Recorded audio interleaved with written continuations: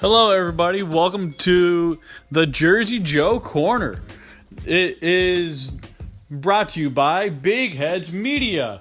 It is going to be a great hockey season coming right up. A lot of interesting things. Anchor.fm will help you start your podcast and get things rolling. It's going to be a lot smoother when you get the Anchor app, and it's so much easier to navigate. Even their online website at anchor.fm is very efficient, and you can do a lot of great things with it. And I stand by it myself. And I must say, it's time to say, let's go Devils.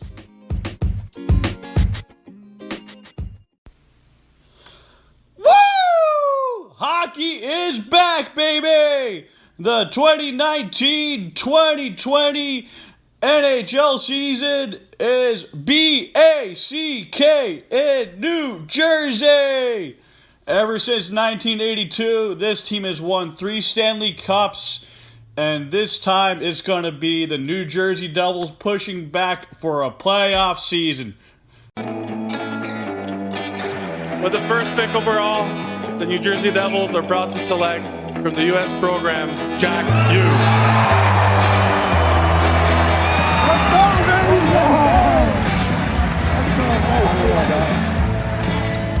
Plays it across, Vatanen drives, score!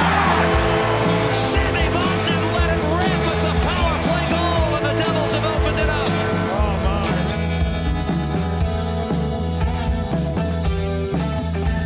Nico walking in, shooting, score! Nico Hischier on the rush, ends it in overtime, and the Devils win it in Montreal.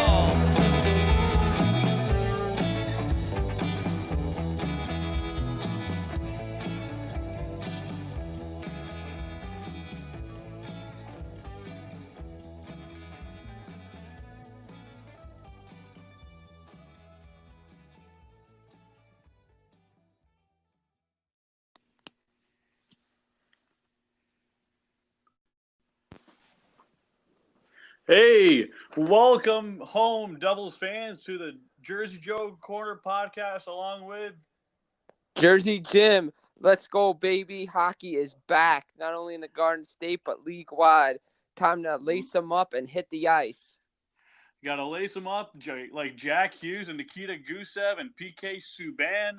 There's so much excitement from this past season to this offseason to even opening night. Is just the adrenaline is pumping once again. So, Oh, yeah, it is. Opening night tomorrow, it's a great feeling. You know, just being around the guys, you just can tell something is different. It's not like preseason. These guys are ready. They're pumped. Another season, disappointment not being in the playoffs. But we're back. There's got a special feel around the team. And, they're just ready to go take on Winnipeg tomorrow night.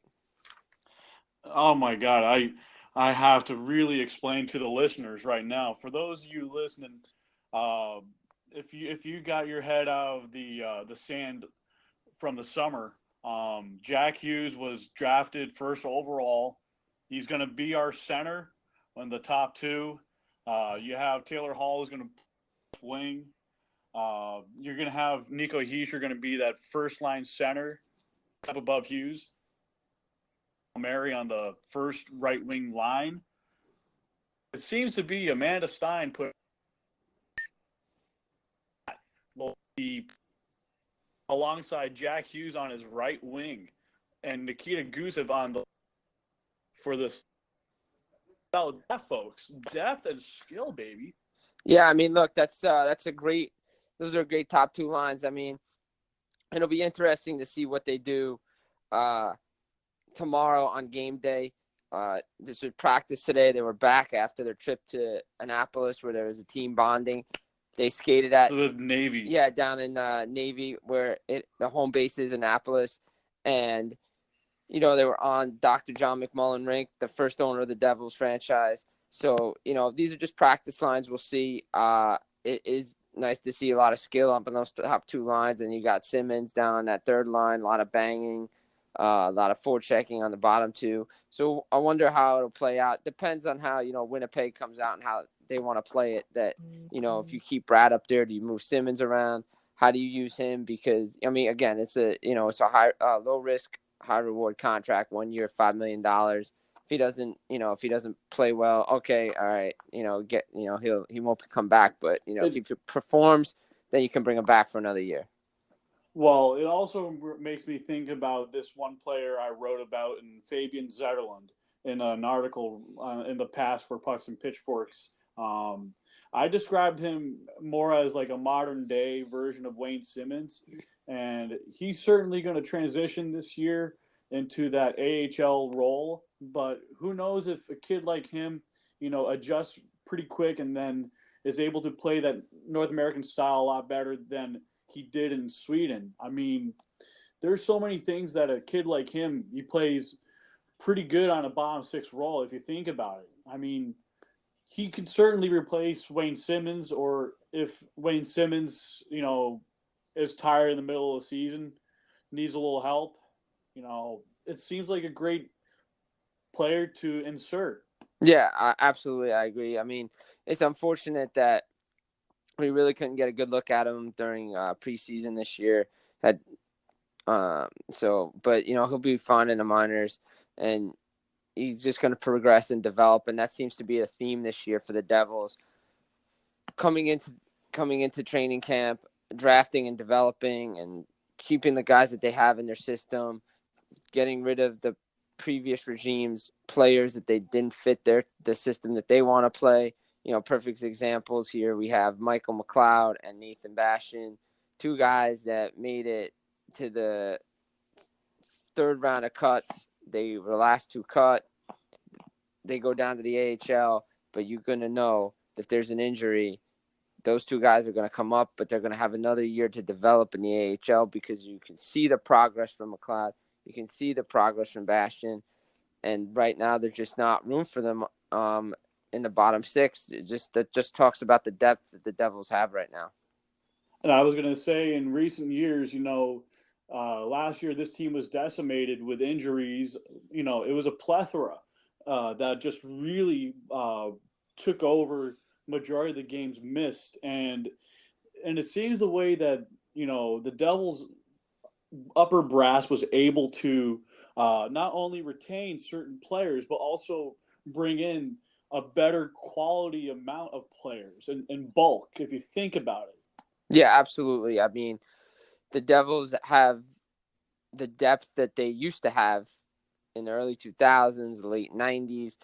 A lot of young players. They're developing those players. They're just not throwing them into the lineup. You could see that Shiro is taking kids along in baby steps. It's not, okay, we drafted this guy. Unless you're Jack Hughes, Which is totally different story. Totally different story. You're not going to get in the lineup right away. And that's a good thing because you want to have guys in your system that you can rely on, down the road. I mean, you got a Patrick Elias, a Peter Sikora, a John Madden type player. Those guys got developed, boom. Then they came in, they knew the system, knew the kind of style they were playing, they fit right in. And that's what you want.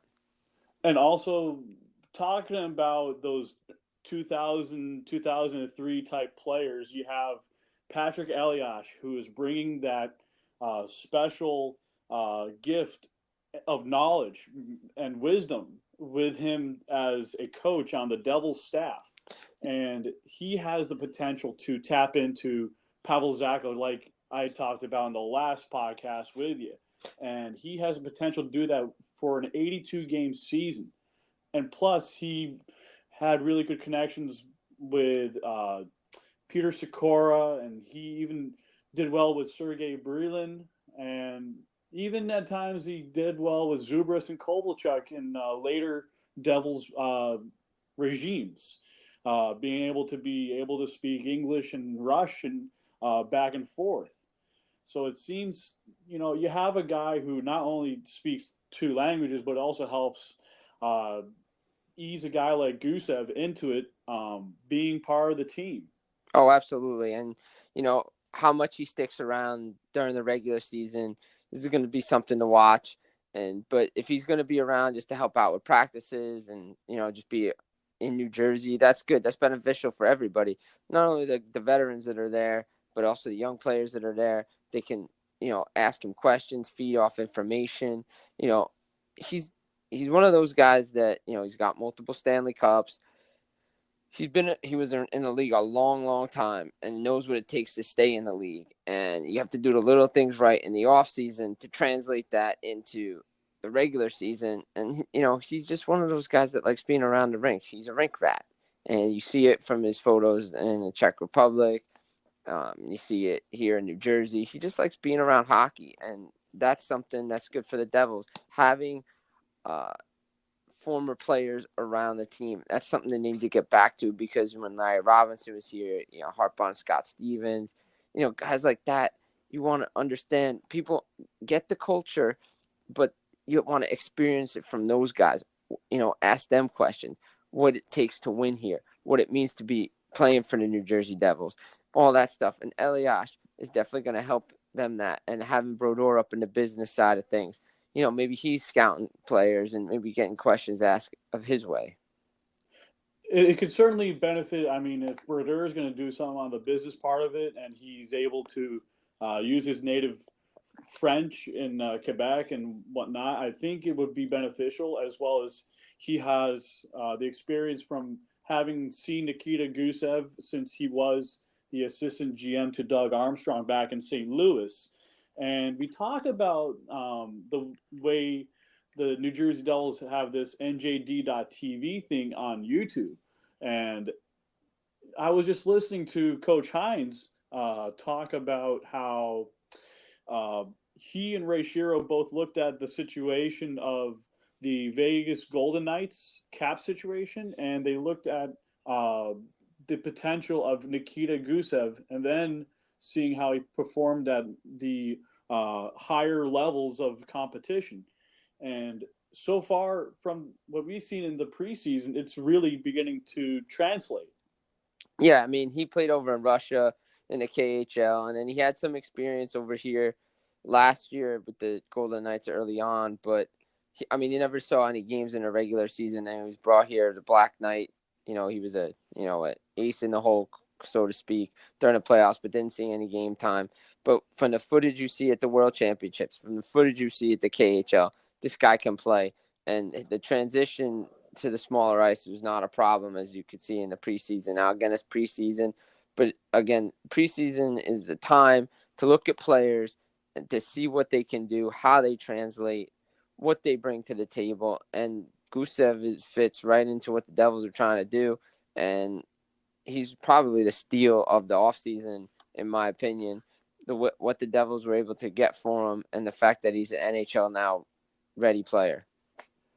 And there's so much enthusiasm going for tomorrow's big game, and we also are looking into projections of the players for this whole season.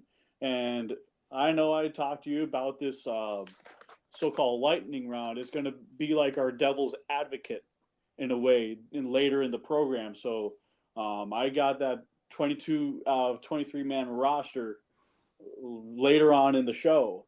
So that way the fans get an extra jolt before tomorrow. So now that we got to talk about the game for tomorrow, we got to talk about what Winnipeg has to offer offensively, defensively, and goaltending-wise.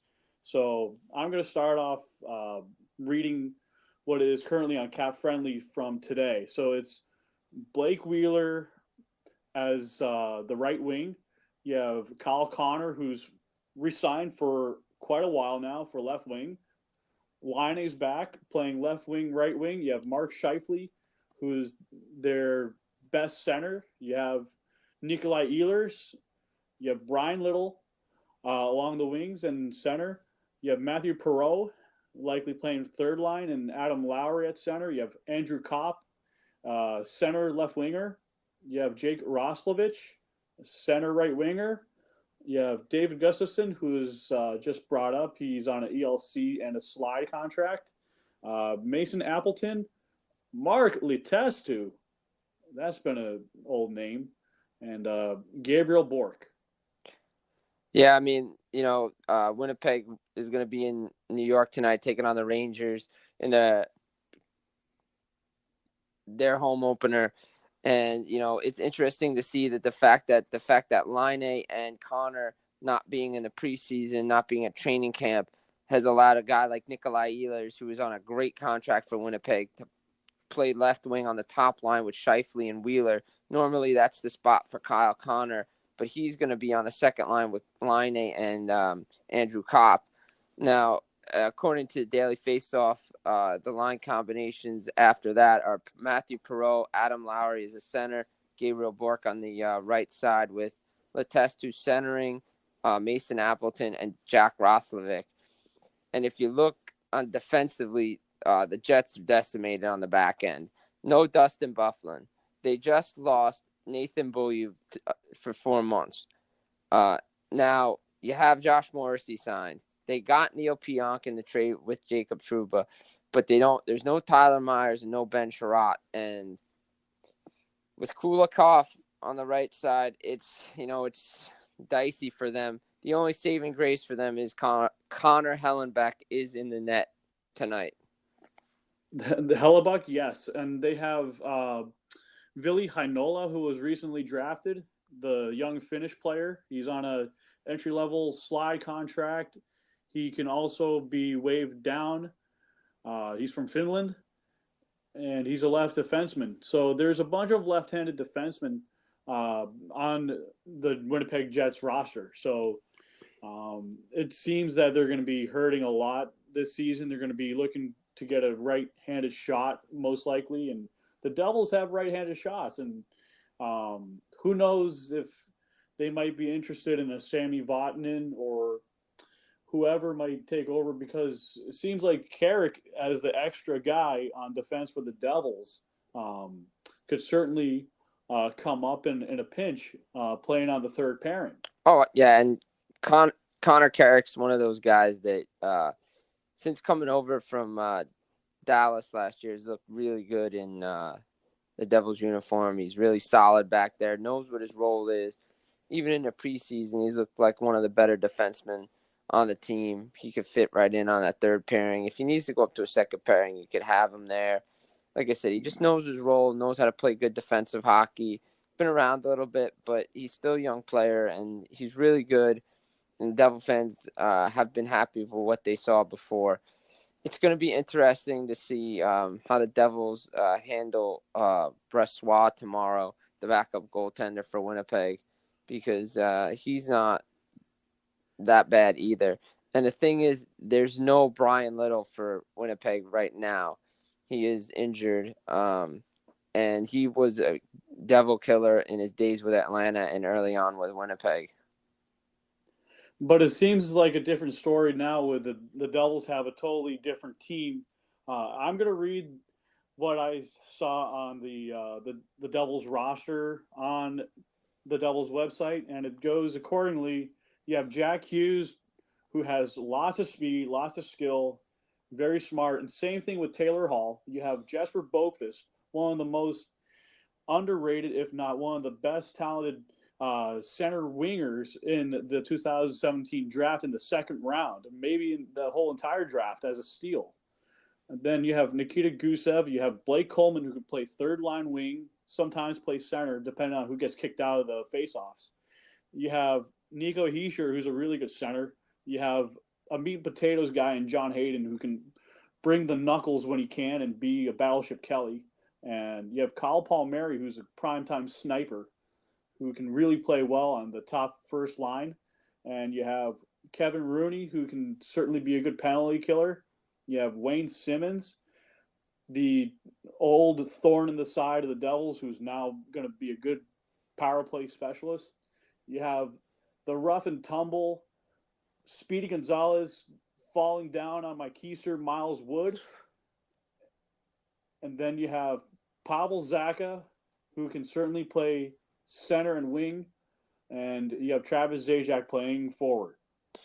That's a good line. I mean, think about it. It's a good lineup to have, and it's a good roster.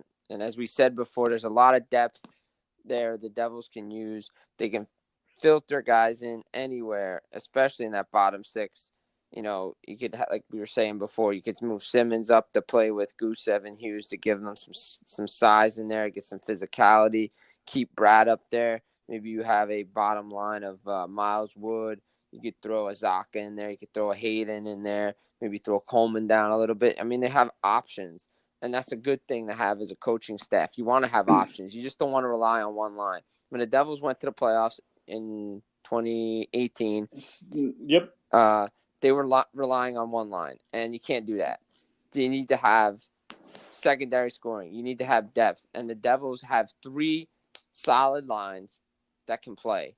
And we want to say they have a 4 solid line. That's good too, because you need that. As the St. Louis Blues showed last year, you need a 4th line to win hockey games. But if you have 3 lines, and even 2 lines, you can win in this league. And the Devils have that, and they're going to show that speed and quickness tomorrow night in Prudential Center, as they've shown throughout the preseason.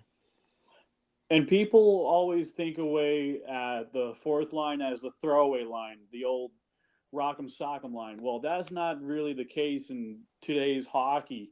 You look at Miles Wood, if he can harness his own energy and he can finish up on his breakaways and stuff like that and take over a game. And if he can do the same thing with Pavel Zacha on the 4th line, you can really blow out a team and really do something similar, maybe better than the Las Vegas Golden Knights last night, which what happened was you look at the second goal that the Las Vegas Golden Knights did. Dalton Prout, former New Jersey Devil, who I'm lucky they freaking traded him away, and he had the puck and he goofed it up around his net, around Martin Jones, and it was chipped in like an empty net goal. And it was just 2-1, and it was pretty much the beginning of an end. Yeah, I mean, if you're looking at the videotape from last night, it was a great game.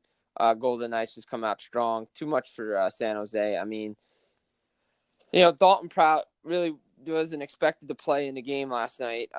Erik Karlsson gets scratched, personal issue, doesn't play. And the time and space created by Karlsson and Smith allows Vegas to get a quick 2-0 lead. And that's what the 4th, you want things coming. You want all your lines to create no time and space for the opponent. That's what you want. You want your forwards attacking quickly on the puck. You want the right winger, left winger coming in quick. The center supports high. And you can get quick turnovers like that and quick goals because the goalie doesn't expect the puck to come right back at him, especially if his defenseman's right there to get the puck and chip it out. So the Devils have the speed and have the quickness to create turnovers, to keep the puck low. They always say the best defense is a good offense, and the Devils have that. And we saw that in the Columbus preseason game that the Devils were playing. I was just listening last night, matter of fact, to that feed I had on the Game Center through Chromecast.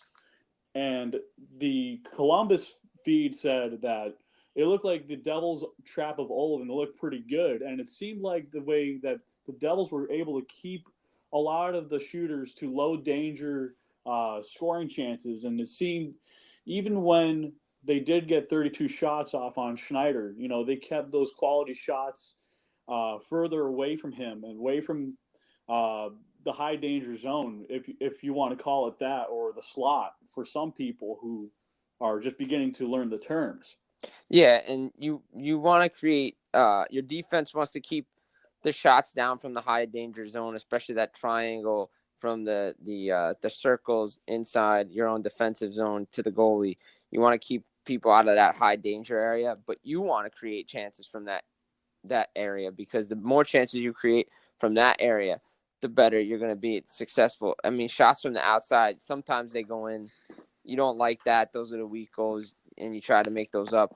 But if you can create create no time and space in your offensive zone, attacking the opponent's defense, you can get turnovers quickly. You know, maybe the puck comes up the board, somebody there support, bang down to whoever's down low and in the net. I mean, it's a simple game of hockey. It really is. It comes down to everybody has followed what the Devils did since '95 when Jacques Lemaire was there with the trap. Everybody said it was boring, and it ruined the game of hockey.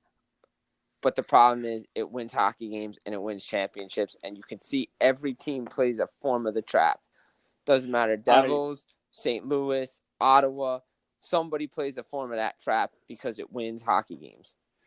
I was just going to say Ottawa. I remember the Rangers and the Senators not off-season, but playoffs were trying to outdo each other in the trap, and Ottawa eventually overcame it with the Jean-Gabriel Pageau quadruple goal game, which won them that game and eventually led on to winning that series, but then falling short of the Stanley Cup. And we seen how Ottawa last night, they certainly put up a fair fight, but they certainly coughed up a lot of bad opportunities to the Austin Matthews line, which I messaged you that I've got a minimal of 2 goals in my fantasy team. Yeah, I mean, I was lucky enough, as I responded, that that I had Austin Matthews last night, and I was watching the game on my television via Game Center, via Chromecast as well, and some of the goals were just ridiculous. The one underneath the bar in a power play, and then the pass from Nylander. And I think the pass from Marner, you can read his lips and say is a nice pass. I mean, the Senators came out strong on the Maple Leafs. They scored, 25 seconds into the game. Brady Tkachuk just found himself real estate in front of Freddie Anderson and tipped the puck in. You know, Ottawa had beaten the Leafs 5 straight times on opening night, so it was good for Toronto to get the win there. I mean, Matthews is the king of opening nights since coming into the league. This guy's got 11 goals in 4 games, something like that. It's ridiculous. It's ridiculous. Like, I just remember him scoring 3-4 goals on an opening night when he was a rookie, and I was just in awe. I just couldn't believe it. Like, anyone on social media, and the next day on Hockey Central, that was the first thing they talked about right off the bat. And I wish there'd be something similar tomorrow night for the next few weeks, maybe next few months, that the Devils can do to maybe better something like that. Maybe, do a little barrage of their own with Jack Hughes and Hall and Boqvist. And we're definitely gonna have a very boisterous crowd tomorrow. Probably a little happy-go-lucky on the Devils Woo Beer, the IPA by Magic Hat, number 9. Will Taylor Hall score? Yeah, Taylor Hall's probably going to get on the board tomorrow night. There's no doubt that people are going to be wooing all night long. Devils are going to play a good game tomorrow night. Jack Hughes will register a point. I like him doing that. I don't know if he's going to top Austin Matthews' 4-goal performance against the Senators a few seasons ago. That would be tough to ask. But then again, you never know. With this kid, he could do it. I like the top 2 lines to get on the board. I think Gusev gets his first as a Devil tomorrow night too. The Devils just have so many weapons, especially on those top 2 lines. We keep harping back to it, and then the fact that Magic Hat has some new beers in the arena tomorrow night with the sponsorship. It makes me proud. The fact that a company that I visited a lot when I was in Vermont at school, nice tour of the facilities, are sponsoring and are partnering with the hometown team here in New Jersey. Yeah, it does have a really good ring to it. The Magic Hat. I know I'm kind of high on this idea. I'm not smoking anything. I just had a good cup of Joe this morning, and I will say this: it'd be wonderful if Taylor Hall could score a hat trick, and we can have the Magic Hat trick. That would be awesome. That would be awesome. You should get 3% off Magic Hat beer. That's not a bad idea. I think that's something we should propose to the Devils tomorrow. That'd be a good idea. I think the Devils should be listening to this, and maybe Magic Hat will also do a little sponsor with Big Has Media with us. Giving them some headway. Hello there, Magic Hat. Jersey Yeah, Joe come on, and Magic Jersey Hat. Let's Jim go. Where is it? are giving you a big hello. Welcome to Jersey. Hello, McFly. Hello, anybody home? Hello, Magic Hat.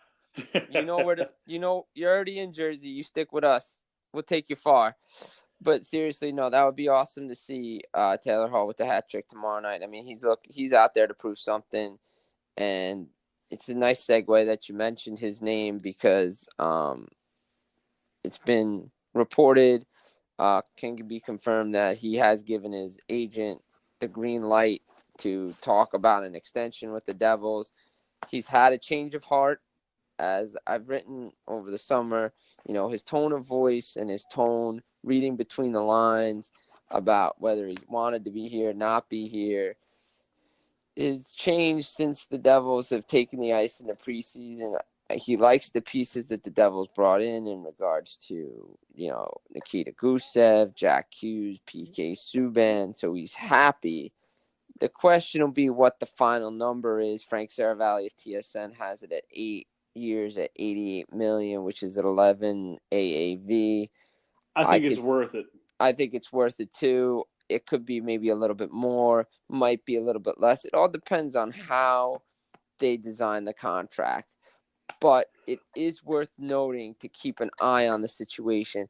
Not to say the Devils are going to struggle this year, because I don't think they will. They're going to be a playoff team. But if they did struggle, would Hall flip the switch and back out and decide maybe I'll look at January 1st, see what's out there, but then maybe ultimately re-sign with the Devils? I honestly, you could put me down for Devils making the playoffs, minimal of wild card. I will politely go on a tangent about this one. I am not very happy about USA Today not putting enough effort into their work about who is going to be in the playoffs and out of the playoffs. And they put New Jersey as 80 points out of the playoffs. And this is totally off. I mean, this is just as bad as what's his name from NHL Network that really screwed up the former first round pick. He was American. Brian Lawton. Yeah.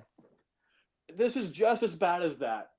I mean, at least Brian Lawton gave a little bit more detail, but USA Today, please show your work. It really doesn't do me as a fan justice. Come on. Yeah, at least explain yourselves on why you wanted to put the Devils at 80 points dead last in the division. That doesn't make any sense. You put Columbus ahead of New Jersey. That makes no sense either. I mean, granted, I'm a little high on the Columbus Blue Jackets, a little higher than most, because I just think with Tortorella there, they have a system in place that they could be successful and maybe compete. But 80 points is a little low for a team that has proven in the preseason, but still, that they are a different team. They made all these moves to be a playoff team. They're not going to finish dead last in that division. I honestly, if this was Jim Cramer on Mad Money, I would say buy, because that is too low, because the Devils have the potential to get 96 to 100 points this season. I mean, that's maybe about an average of 98 points, making the playoffs with the team that they currently have. And I do see Ray Shero making a trade for a left-handed defenseman, because you already sent back Ty Smith to develop, and you need to bolster a team where Colton White may not exactly be the answer, but he can be a good near-term answer to shore up the left-handed side. But who knows? Someone might be talking with Ray Shero right now, and there could be something in the works that we just don't know about. Yeah, I mean, look, when the Devils released the roster on Tuesday night, there was a lot of speculation of why they released it so late. It was 5:00, no answers. 6:00 rolls around, still no answers. 7:00 rolls around. The reports out there was that, Dan Rice had it, that, the night before that, and I confirmed it, that, Smith was going to go back to Spokane and his junior team. Then there was a note that said that that he was listed on the roster, Smith, that is, for Spokane. So it was pretty much coming down to Smith and nobody else. And they figured just to send Smith back, have him another year developing. And real quick, it's funny because, a lot of people I talk to wonder about, since his age, is he benefiting from being in junior hockey again? And, it's always good to have a development year. Doesn't matter where it is. But, John Hines made the comment today that he thinks the age restriction part of the CHL NHL agreement needs to be looked at, and possibly to add some sort of exemption status rule so players like Ty Smith can go to the AHL, which would make sense because, Connor McDavid, when he was a junior, he got exceptional status to play. If they had that, that would be fine because it does, as much as it does him good, it doesn't do him any good because he's one of those players that could benefit more from playing in the AHL than in junior hockey. I will say this. I absolutely agree. There needs to be either an amendment in exemption status from a junior league or a team over in Europe, or in general, just if a player is years old in the middle of the season, you might as well send them up to the AHL. I mean, it doesn't hurt to cook a player in a higher league where players are working towards to trying to make the NHL, but not overcook in the junior level, etc. Yeah, I mean, look, even if he had stayed, say he stays for the Devils this year, you don't want to have another situation where the guy's just coming in and out of the lineup all the time. He's sitting one night, he's playing one night. And would the Devils release him to Team Canada for the World Juniors this year? This way, he's playing all these minutes. I guess there were some expectations on him this year coming into camp after his good camp last season. And sometimes you don't live up to those expectations. But then again, a lot of guys were hungrier this year to make this team. Last year, on a bad team, Smith shined. This year, guys are pushing, guys are working harder. Roster spots were thin as it is. And, the coaching staff felt, you know what, we don't have to rush him along. We can let him develop because, with Adam Larson and with Pavel Zacha, sometimes if you rush a player, you got to bring him in and out of the lineup. Then he gets hurt. Then it stalls his development. Just keep him in a certain spot and just let the process take over because eventually he's going to be good and he's going to come in. And especially a defenseman, it takes them longer to adjust to the National Hockey League play unless you're a Drew Doughty, an Erik Karlsson, an Aaron Ekblad type player. And it seems that when we segue over, we're talking about these rookies making their NHL debuts. I mean, it's so great to have, a rejuvenation on the Devils roster where you have Jack Hughes making his debut, you have Jesper Boqvist making his debut. We have so many good moving parts going forward in this team. You have a lot of young veterans, you have a lot of sophomores and whatnot. I mean, this is a good thing to have. I mean, other players are getting experience, other players have experience. Meanwhile, helping those who don't have any. Yeah, and you got two rookies coming in the lineup. You have Boqvist, you have Hughes, obviously. Two guys, one guy played in Sweden last year, one guy played the U.S. developmental team. Then Nikita Gusev, but he doesn't count as a rookie because of his age, so he doesn't have a chance at Rookie of the Year. So those two guys up front, Boqvist and Hughes, and Hughes is a front runner right now for Rookie of the Year along with Capo Caco. But there's so many young players in this league. I mean, last year before the season started, I said Elias Pettersson was going to win Calder Trophy for Rookie of the Year, and it ended up being true because I just liked what he brought to the table.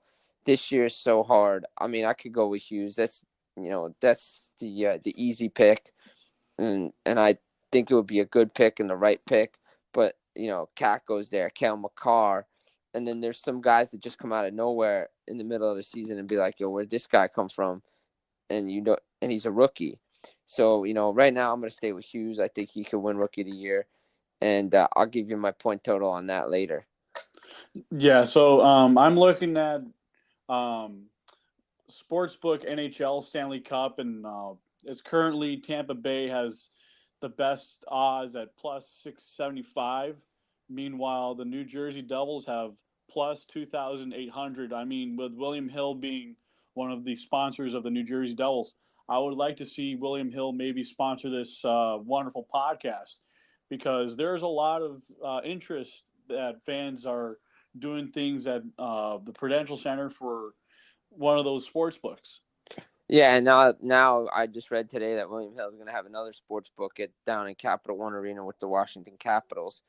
So a lot of gambling going on inside the arena, which is awesome. I might take a little bit of that action on the Devils, or give me a team that has some, decent odds, but not like favorite odds to win the Stanley Cup. Everybody's picking either Tampa Bay or Vegas to get to the Cup final. Those are the easy choices. I honestly, if it was just myself, I would be putting, just a little bit on NJ, but I'd rather have someone else do that. But I'm not encouraging anyone to do it, but I'm just saying these are odds. I like being an odds person, because you just never know. Some night, the puck goes your way. Sometimes it doesn't. And that's one of those things that we live to watch hockey for. Exactly. And, like I said, you can have, you can take somebody can be like, all right, I like Jersey, and you may not do it, and they end up winning. I mean, look, the favorite, most of the time, the favorite doesn't win a Stanley Cup. And like one year, we weren't even expecting Las Vegas to be one of the finalists, and New Jersey, made the playoffs, but they weren't getting the attention they were supposed to because Vegas was the new team, and that upset me that year because someone else stole our thunder. Well, I mean, look at that year too. I mean, you had when Vegas comes into the league, no one expects them to make the playoffs. They're supposed to go through growing pains, but the league wanted Vegas to be good. They had to be good because you just expanded into Vegas. You wanted all eyes on Vegas. It's one of the best pre-games in the league. If you ever get the chance to go to Vegas, do it because it's worth the money and the time, and the games are great. But that year, Colorado surprised people. Devils surprised people. And, people were talking about Hall and McKinnon, but it felt like those two teams, what they did to get back to the playoffs, were being overshadowed by Vegas. And that's a good thing, but, sometimes the stories of, hey, these little teams surprising is, two teams that were in a cup final back in 2001 are starting to get back to where they need to be in the standings, and it just got overshadowed because Vegas first year in the league. And another thing that, wins games is definitely goaltending and defense. And we're going to transition over to the Devils' defense and goaltending. So, again, we have I believe, a junior year of Will Butcher. We have Connor Carrick, who's already played his years in Toronto and Dallas. And he's played in some 40-plus season games and, trying to be serviceable. But he's certainly come a long ways since making that nice little goal against the Rangers, which helped us get that Jack Hughes special odds to get that card flip for him. And then you have Captain Green, who is the Iron Horse, soon to be succeeded. And then you have the Swiss guard and Mirko Mueller. You have Damon Severson from Western Canada. You have PK Subban. He's the big bomb of a slap shot I like to call Happy Gilmore because of that personality. And then you have the Finnish flash in Sammy Vatanen, Mr. Coffee. Yeah, Mr. Coffee indeed. And right now they're running with Green and Subban and Butcher and Vatanen, and then Mueller and Severson on the third pair. We'll see if they run with those lines combinations tomorrow. It is Schneider over Blackwood tomorrow. Corey Schneider will get the start for the New Jersey Devils in their home opener against the Winnipeg Jets tomorrow night. So that was a little news today, and it's good because he's having a great preseason. Ever since he came back from injury, again, these things take time. Again, he kind of felt rushed back, but he had last season. He goes into the World Championships, looks good. Now his preseason numbers look good. So the Devils have a great 1A, 1B combination in Schneider and Mackenzie Blackwood. And we talk about how Corey Schneider's really bounced back. When I wrote my articles, contributed for Pucks and Pitchforks, that was one of the first things I talked about was how he's getting to be more confident. He's starting to work on his angles more, and he's starting to be, a better goaltender. His mindset's, starting to be laser focused on this season, and eventually time will tell. Yeah, I mean, it's good for Schneider to get back and being an elite goalie again. I mean, when he was in Vancouver, he was one of the best. I was always a fan of his. Going back to his Boston College days, I have friends that know him personally. He's a great guy, and you just feel good for when these guys get back. I mean, look, Pecorine took time. Jonathan Quick took time. And it's good to see him back playing at a high level again. And it's good to see a healthy competition internally with Corey Schneider and Mackenzie Blackwood. Mac himself had a really, up and down season a little bit, but he did come back and he had a really good showcase for the Devils last season. I saw some games in person where I saw that he needed a little bit more work, but he had potential to win over 20 games. Yeah, I think he's going to do more than what he did last year. Well, if everything's done correctly, you could see this, these two guys split. Maybe go 50-30 or go right down the middle, depending on how the coaching staff wants to ride guys. And Blackwood, ever since he came into the league last year, he looked like he belonged. He played great in the preseason. I mean, the game against Boston, towards the end of the preseason, he pretty much stood on his head, and because no one else was doing anything, and Blackwood was playing great like always. So, I mean, to have a guy that could just come in, know what his role is, play, and give the team confidence in front of him is a good thing, considering the Devils, boom, got to play tomorrow. Then they play again on Saturday in Buffalo, so you're already going to see Schneider and Blackwood right away. They're not going to go back-to-back there. They're going to allow each player to rest in between because, as we saw last year and years before, goaltenders like Corey Schneider, are not necessarily a voodoo, but they have special mindset routines where they are in a flow, and when they're out of a flow, they have to have someone that's in that flow to take over that game. Yeah. For when they're called upon. So, I mean, it's a good thing. Like, if Corey Schneider, let's say, theoretically plays 50 games, you would expect the other 32 to be picked up by Mackenzie Blackwood or vice versa. This is a good problem to have because this will prevent burnout, for the lower body. The mindset will be a lot cleaner and clearer, and it paints a better picture for not only fantasy hockey owners, it also gives a lot of the casual fans an idea of what to expect once Amanda Stein and Mike Morial, etc., post to Twitter. Yeah, and if you haven't known, and if you don't know who these guys are, and you want to see more highlights on them, obviously you go to YouTube. But, I mean, Mackenzie Blackwood is a solid guy. Ever since they drafted him and developed him through the system, Yeah, he's had his ups and downs in the system. This was going to be the guy that was going to come in and possibly be the franchise goalie. Obviously, Devils traded for Schneider. He's had his issues with the injuries, but Blackwood is there. They're going to give him every opportunity, I believe, to be the number one guy at some point this season. But it's always good to have two goalies going because, as you see with the Islanders last year, Carolina, St. Louis, if you have a tandem, that'll get you into the playoffs because your starter doesn't got to play 60, 70 games and be burnt out. And that's what something Montreal's trying to do with former New Jersey Devil Keith Kincaid. They brought him in to be the backup to Price. They feel he can play a lot of games to take the workload off of Price because the Canadians are hoping to get back into the playoffs. So, tandems seem to be what's the trend going on. Again. Exactly. None of these guys playing 70 games. Vogue. Exactly.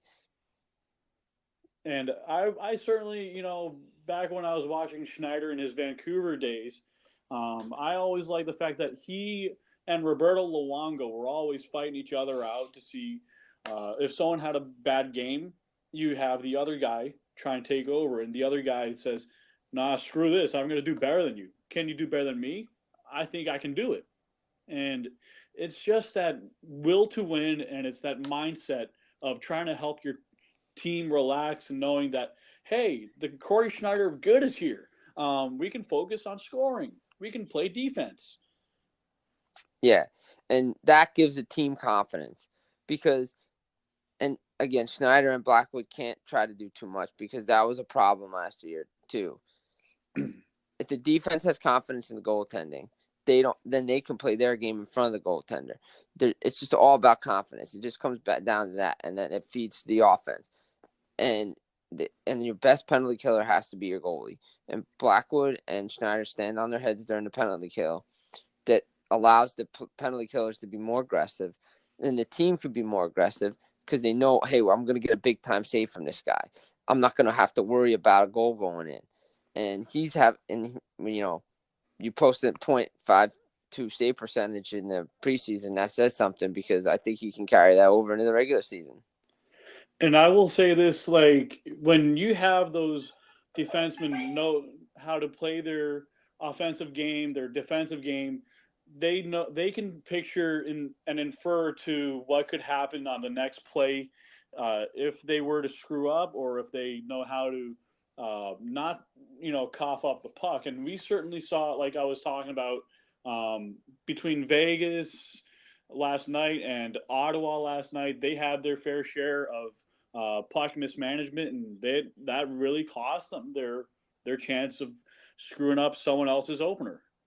Yeah, and you can't be lazy with the puck in your own zone. And Hines is going to be on the Devils about that all the time, and you could tell he was in midseason form in the preseason. He wasn't happy with how the Devils played certain games. He wants that puck protected at all times, and it's all about growing up, playing. It's all about possessing the puck. You don't want to let the other team have the puck coming through that neutral zone. You don't want to have neutral zone turnovers. You don't want to take dumb penalties in the offensive zone because that's the kind of stuff that'll get you scratched and sitting up in the press box. And speaking of scratched, I just don't know who's going to be scratched for tomorrow's game. But remember, Miles Wood was in the press box, and they called his name while he was in the press box, and everyone remembers how really fired up in a negative way he was. And sometimes you need to do that to a guy to get him thinking straight and get him motivated to play better the next several games, or else he's back in that nice press box with one of us writers. Yeah, and it is a good tool to use to motivate a player, especially if he's in a slump, and have him see the game from a different viewpoint, maybe how things are supposed to be breaking down, where you're supposed to make your passes. But yeah, a guy like Wood could definitely benefit from being in the press box.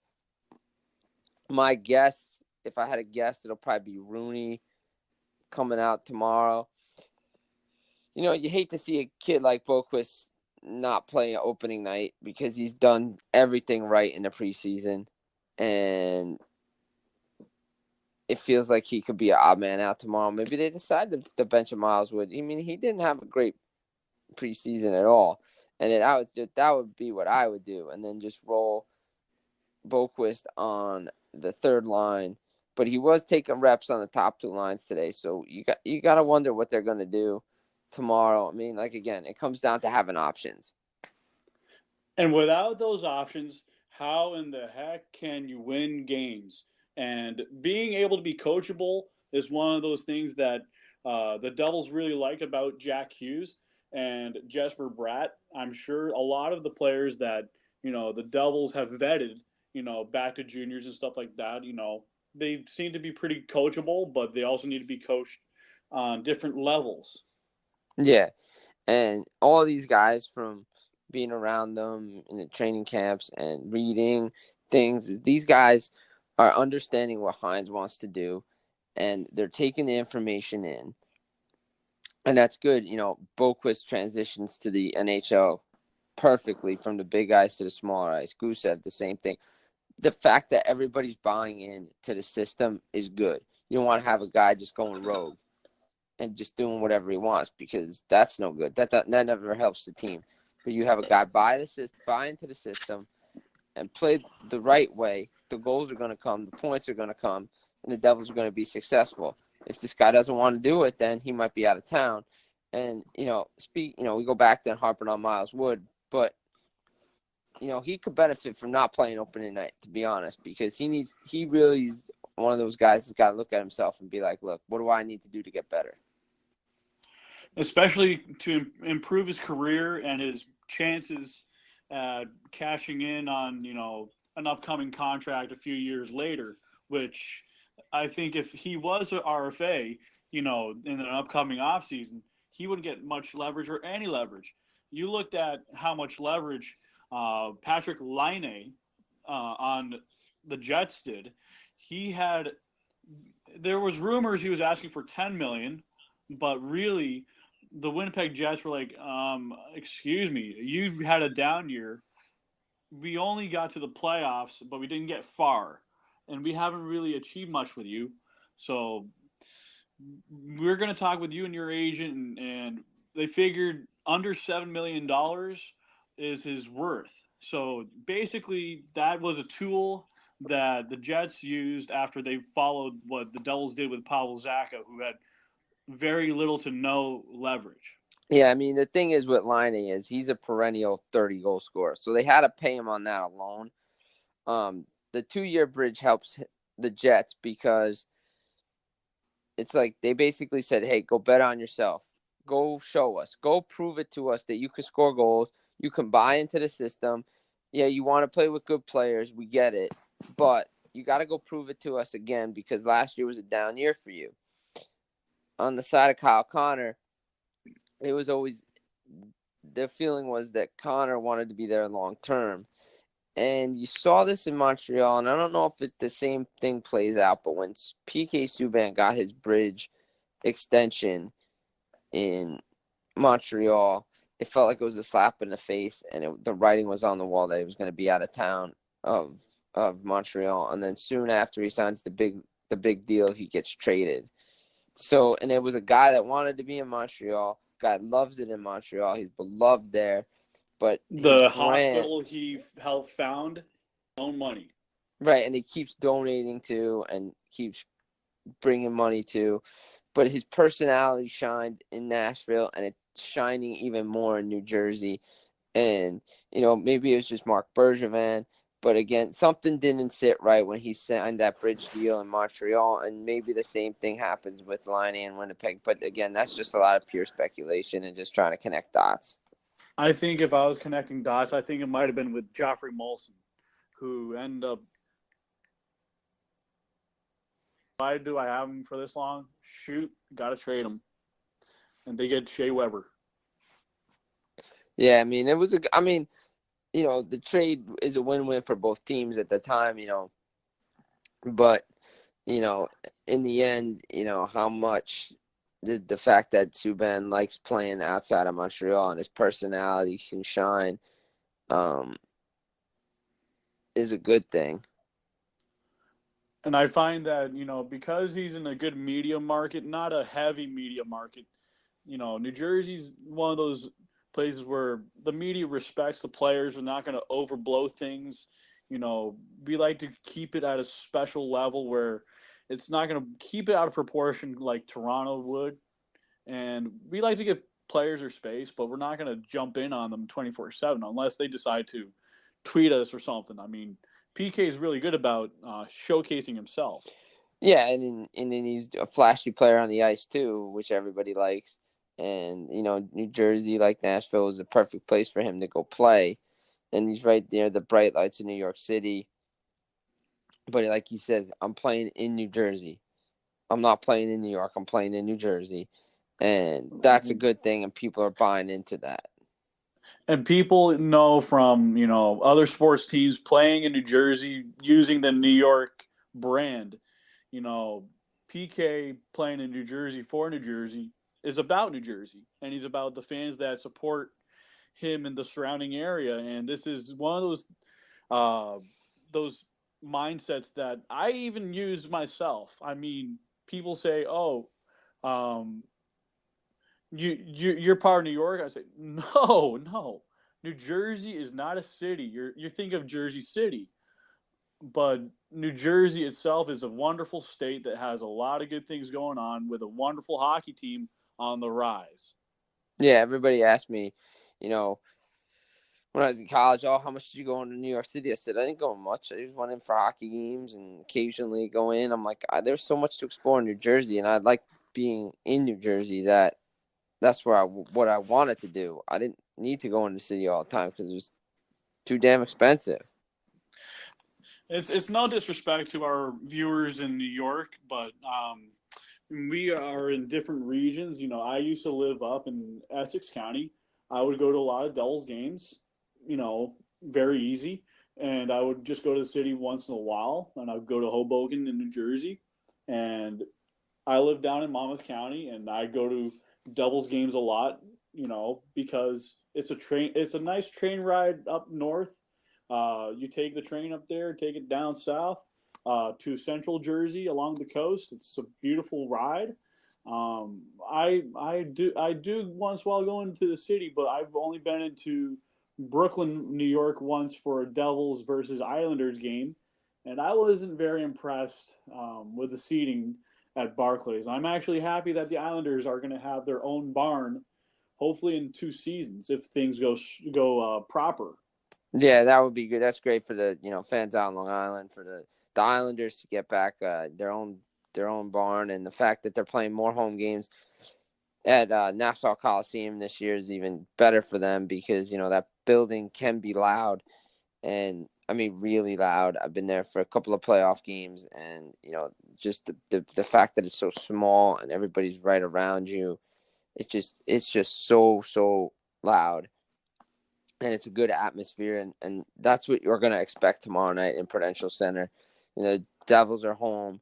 They're going to bring the energy from the player introductions through the drop of the puck and to the end of the game. The fans are going to get loud. They're going to cheer their team on. And you want to make it a tough place to play. You want that crowd to affect the other team.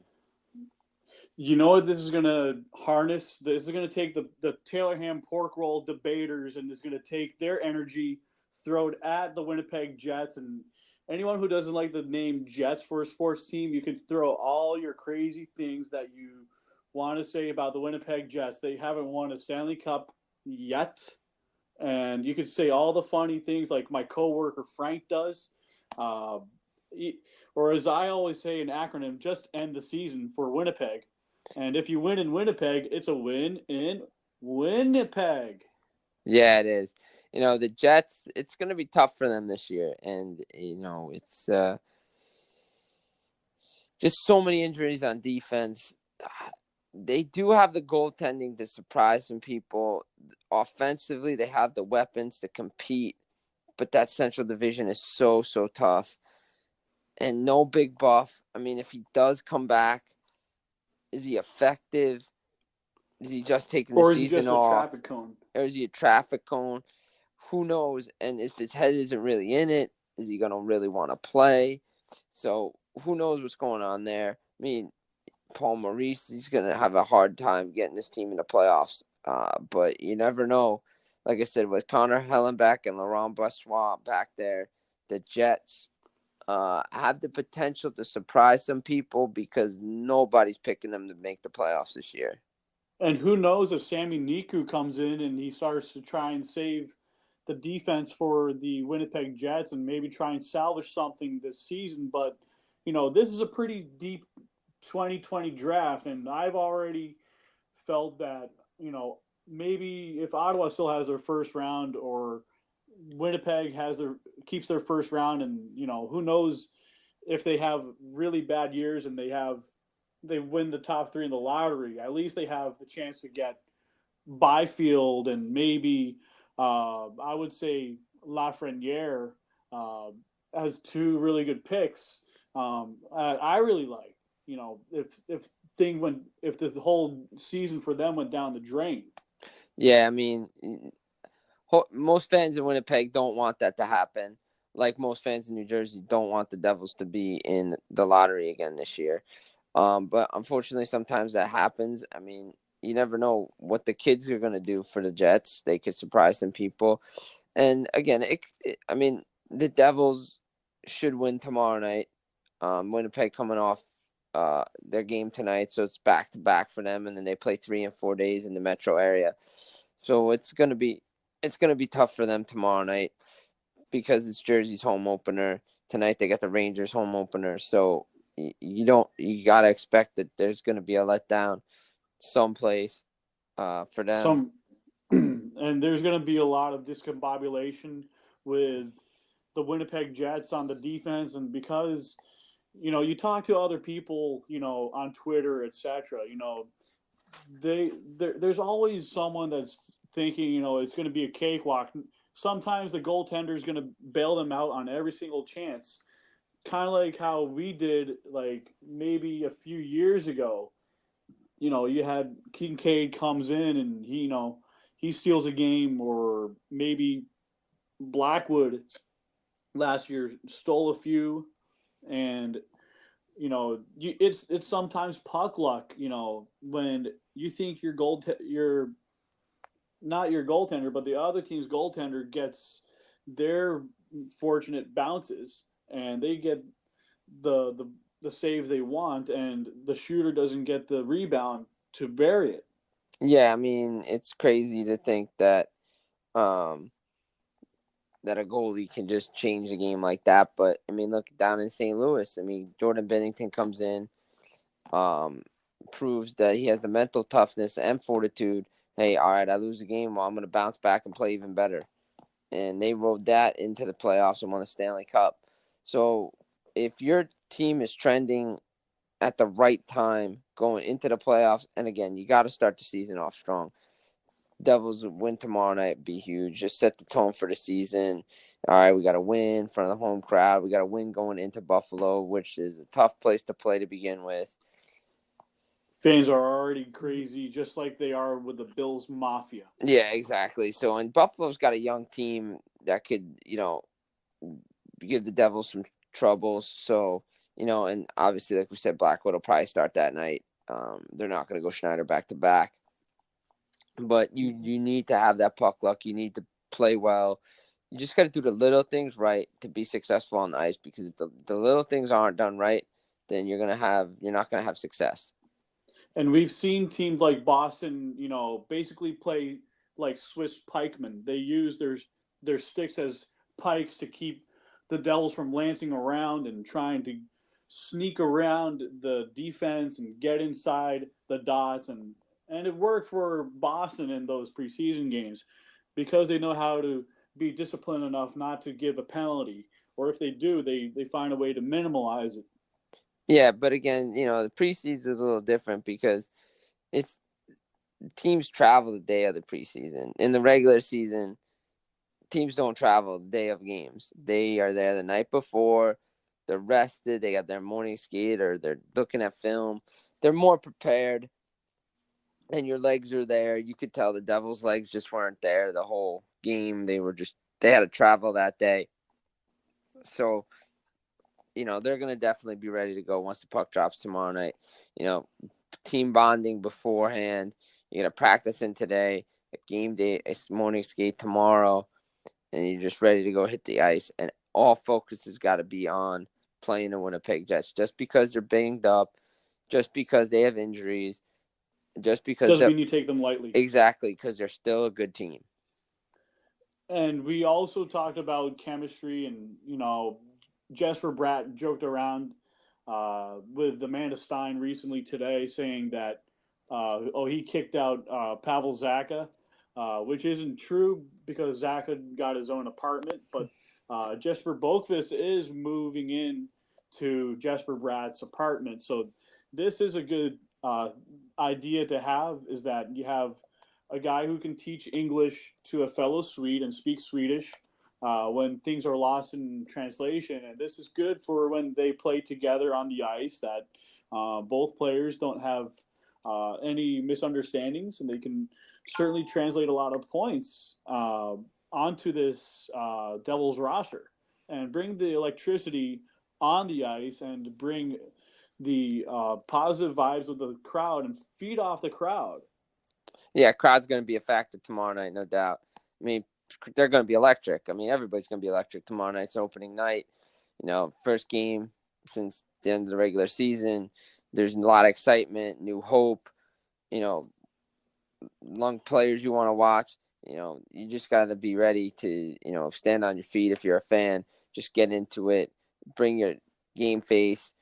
And just be ready to play and just ready to go. Don't try to get into a fight. Don't try to do anything. Just be respectful and just cheer on your team, because the Devils are going to be exciting to watch tomorrow night against Winnipeg. It's like Ron Burgundy always tries to say, stay classy, San Diego. But I say, let's stay classy, Jersey. Let's keep it classy. And let's bring the woo. Let's bring the atmosphere to rock the rock and pop it up, and who knows if it's howl or hip hop hooray. I personally think it's going to be howl tomorrow night. I think everybody keeps asking me when they're going to reveal the goal song. I said, I'm going to be honest, the goal song is going to be revealed when the Devils score a goal tomorrow night. I don't think they're going to announce it beforehand. I think they're going to do what the Leafs did last night with the captaincy and just wait till the game to do it, because that just makes it more exciting. I'm a fan for having Howl as a goal song, Hip Hop Hooray as a win song. I'm okay with that. I think they should mix it up. I think the win song should be Hip Hop Hooray, because everybody could go, hey ho, hip hop hooray, hey, ho.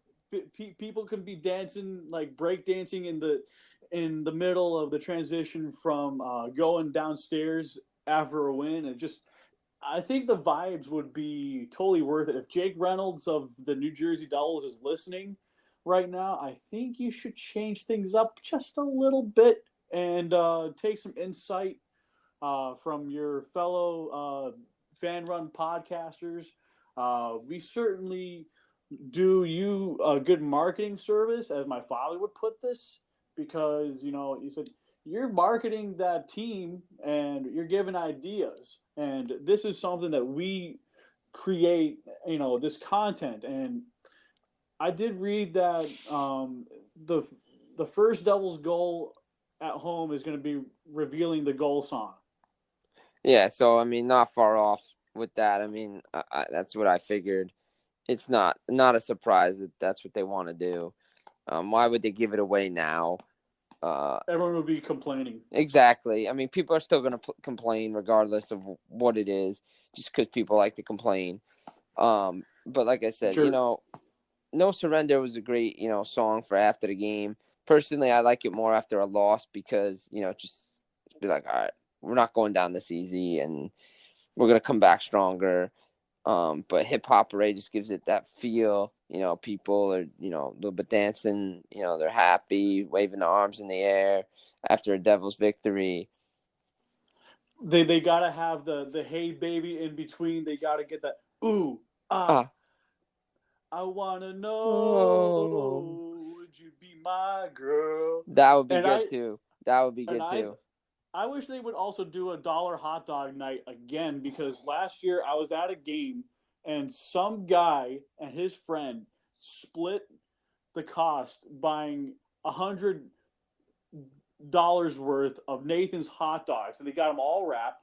They took them in a box, and they took them in the 100 levels, and they tossed it to fans all throughout the Rock. And I was actually sitting in one of those sections, although I didn't get a hot dog.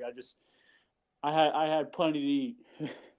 Yeah, I mean the dollar hot dog night is that was a fan favorite back in the day when they were having that going on, and you know fans like that. I mean, it's Nathan's hot dogs. Who doesn't like that? Um, the Devils. They always do some great promotions. They have another wrestling night this year, I believe. So that'll be good. Subinator dollar something. Yeah, Supinator dollar something, that would be good. Maybe do something with William Hill. Maybe do a little get like dollar bets in, something like that. Just something to drive the fan base into the arena. Obviously, the winning will help, as I always state. It doesn't matter how much marketing you do. It doesn't matter how much attractive things you have, shiny toys you have. Winning solves all problems. We want to have the mashed potatoes. We want the turkey. We want the gravy. We need the side of vegetables that's going to pair well with this feast tomorrow, because Canadian Thanksgiving is this month, and then in the next month, Thanksgiving in the States will be one of those measuring points where this team will be for the odds of getting to the playoffs, and maybe Taylor Hall will re-sign by Christmas. Who knows, by New Year. And it would be happy holidays. We got Taylor Hall for 8 more seasons if we're in the hunt. Yeah, and everybody talks about American Thanksgiving as the watershed mark. There are exceptions to the rule, i.e. the St. Louis Blues. But most of the time, if you're in a playoff spot, come American Thanksgiving, you will make the playoffs come April. Devils showed that when they went to the playoffs in 2018. They were at American Thanksgiving, boom, they were in a playoff spot. They finished in a playoff spot. That it always holds. Again, 1 or 2 exceptions, but if you're at or near the playoffs come American Thanksgiving, you will make the playoffs come April. It's basically the wishbone that you break, and you just don't say the wish out loud. It just happens, or else you jinx it. Exactly. That's what probably happened to one of the two back then. This is why I usually don't like to talk about a game within the game being played itself. This is why I don't say, we're up a certain amount of points. I don't like saying that, because I feel like someone else is scoring that very second, coming up on another play. So I for one am very superstitious from the days I used to watch baseball, and I still keep superstitions. Like if I see a penny, heads up, on my way to the bus, I'm gonna pick it up. I'm gonna put it in my pocket, and something good happens. So as an American, I'm very superstitious, and I hope good things happen tomorrow night. Yeah, as a hockey player, I'm even superstitious too. I mean, I do the same things all the time, and even when I'm watching games, I do the same thing all the time. So it's just, like you said, being superstitious, looking at the little things. The Devils are going to be superstitious. Guys are going to put on their skates a certain way. They're going to put on their pads a certain way. They're going to put on their pants last, maybe first. It doesn't matter. They're just going to do certain things the right way in order to be successful. And if I recall correctly, Taylor Hall buttons his shirts top on down. Yes, he does. There's a reason why we do these oddball things, and players are just like us. They're just humans with better paying jobs, and they just have better skills than us. That's all they have. They have these God-given talents that allow them to play this wonderful game we call NHL style hockey. Yep, and then that's why guys like you and me look at the game, break down the game, write about the game, and talk about the game. because we are naturally given to deliver the descriptions on the game itself and talk about why things work and they don't work. And it's good to study the small things, kind of like a certain guy on MSG Network named Bryce Salvador, who was a captain for a reason, even though I didn't expect him to be a captain during the Lou years. Yeah, neither did I. But you know what? He's breaking down the game really well for the Devils. He's played the game and he's been on the ice and he understands where it's coming from. It's like when John McClain was there, he was breaking down the game really well too. And having Bryson between the bench at ice level helps Steve and Dano up in the lounge area to do what their job is, and they call on Bryce to analyze what's going on the ice, the little turnovers, the little things that we don't see. He sees, and it helps the fans understand the game more. And also for me, like having Chico Resch sitting alongside with Matt Laughlin is another form of having alumni with really good journalism aside them, and to have someone who's played a game and someone who's followed and watched the game, compare notes, and you get to see two sides of the story. You get to see one guy who's in broadcasting. You get to see one guy who broadcasts from a player standpoint and a goalie side. Yeah, and I mean Chico having on the radio side is awesome. He was great on the TV side with Doc Emmerich all those years. Matt Laughlin is one of the best in the business. He knows what he's doing. He could call a game by himself like a Vince Scully. Actually, he did during the preseason once or twice. So he's good at what he does. And those guys, sometimes when you're out on assignment or you're driving around and you're listening to the game on Sirius XM or Devils Radio, Devils Network, and he can just paint a picture of the game, and you can just close your eyes and be like, all right, perfect. I know where the Devils are shooting at. I know what side they're defending. I can see the plays develop. So he's good at what he does.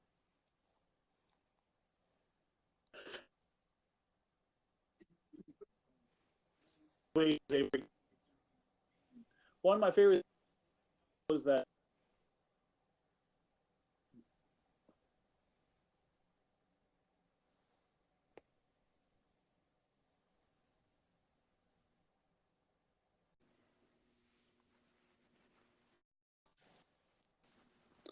all right, so basically we had a little bit of a connection problem for a little bit, but the content got saved thanks to anchor.fm.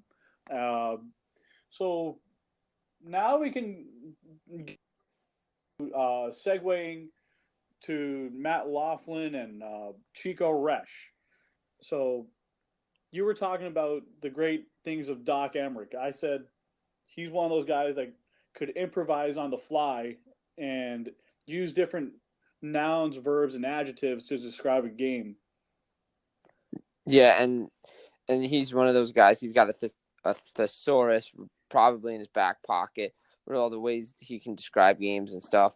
And Matt Laughlin, he's not on Doc's level, but he's good as a radio broadcaster because, like I said before, he paints a picture of the game and he lets you visualize it in your own mind where the Devils are skating, which way they're going, what happens, who scored it.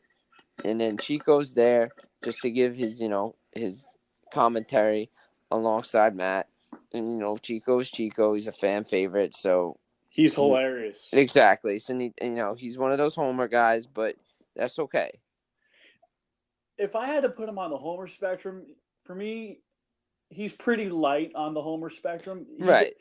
But he's played for so many other teams that, he's played for Philly. He's played for the Islanders.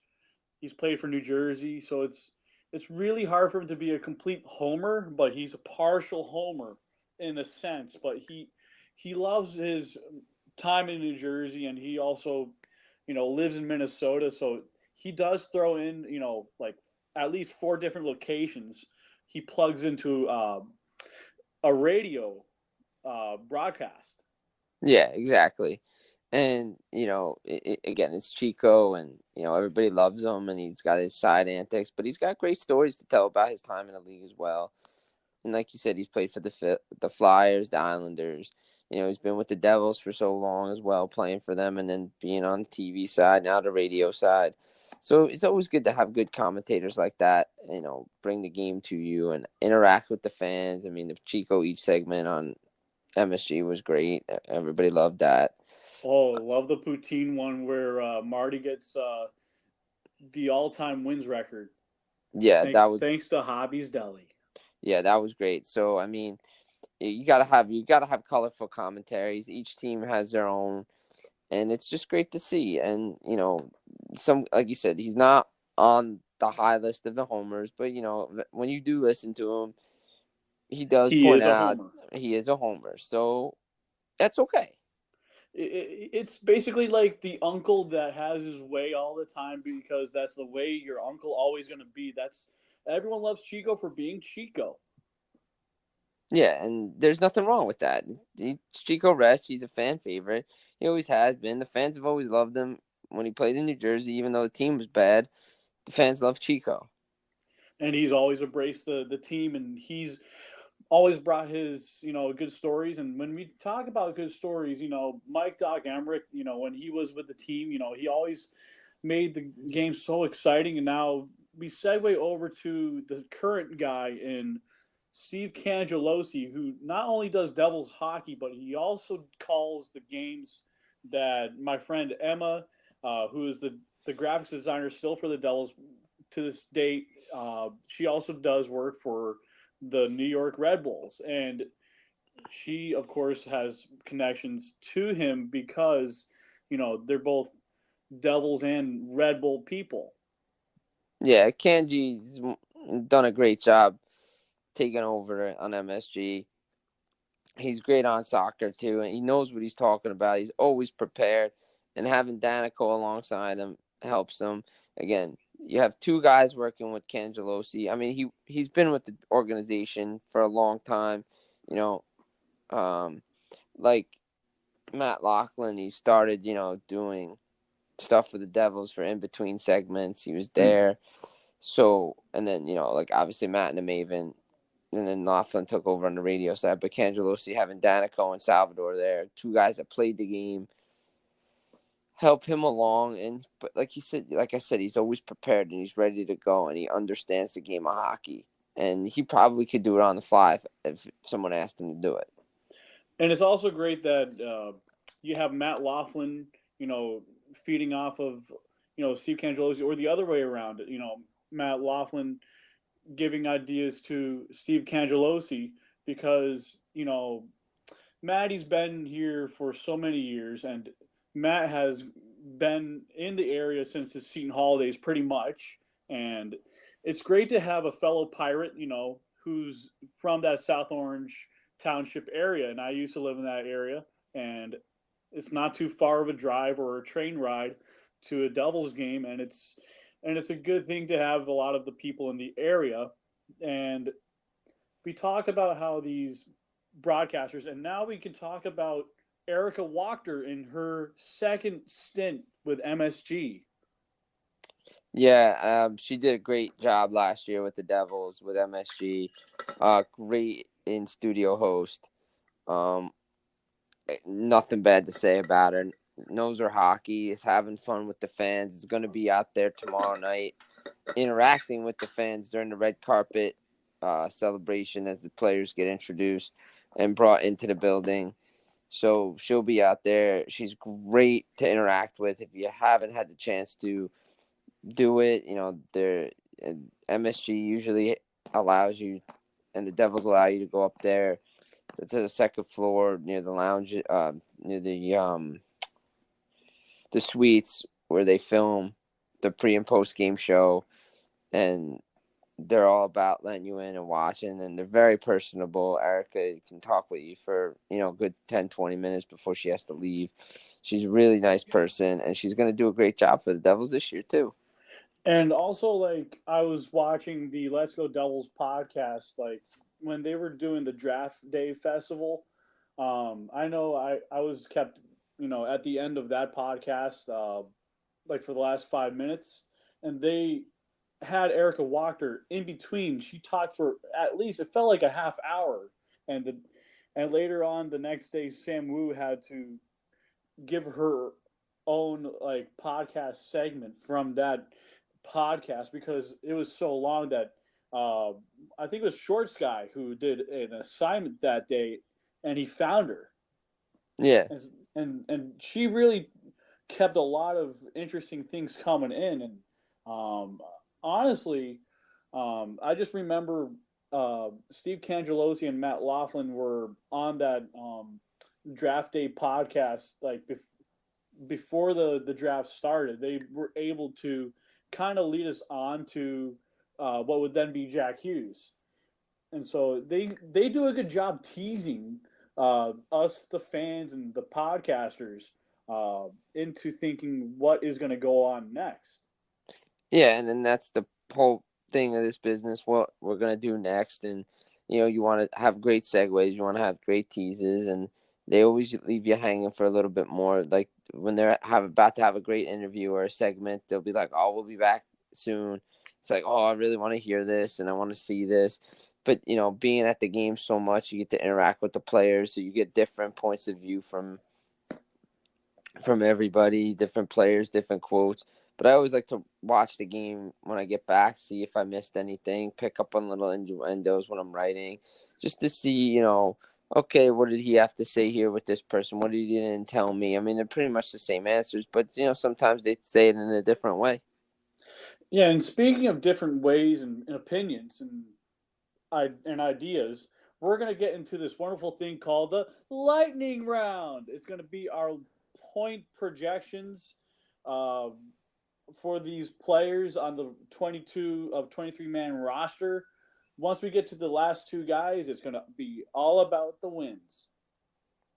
All right, let's start the lightning round. All right, Ruready Devils fans. All right, first one is Jack Hughes. You are in. I'm going with 60 points for Jack Hughes. You have 60. I have 65. All right, so we're plus minus five differential. I think he's going to be in that 60-point range. If he goes a little higher than that, that'll be good. I think that around there, that'll get you Rookie of the Year status for sure. I honestly like the idea of Taylor Hall having a comeback season. I am going to let you have this one again, Snake. I'm going with 100-point season for Taylor Hall. You have 100. I'm going to do 103. So we're both, again, pretty much hovering around the same numbers for both players. Hall, when he won the MVP, was at 93 points. So he goes up 7, maybe 10 points. He's definitely going to have a bounce back here. He's looking to prove something. And I honestly think Jack Hughes or Nico Hischier, etc., whoever they play with, they're going to really amp up their game. Jesper Boqvist. Ooh, this one's tough. I'm going to say he's going to come in and get 40 points for Boqvist. 35. All right. Look at this. Right on the money again. Like both guys just thinking the same thing. Nikita Gusev. This one's tricky because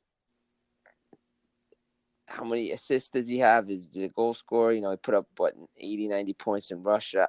I'm going to hover around the 75-point mark. You said 75. I say 72.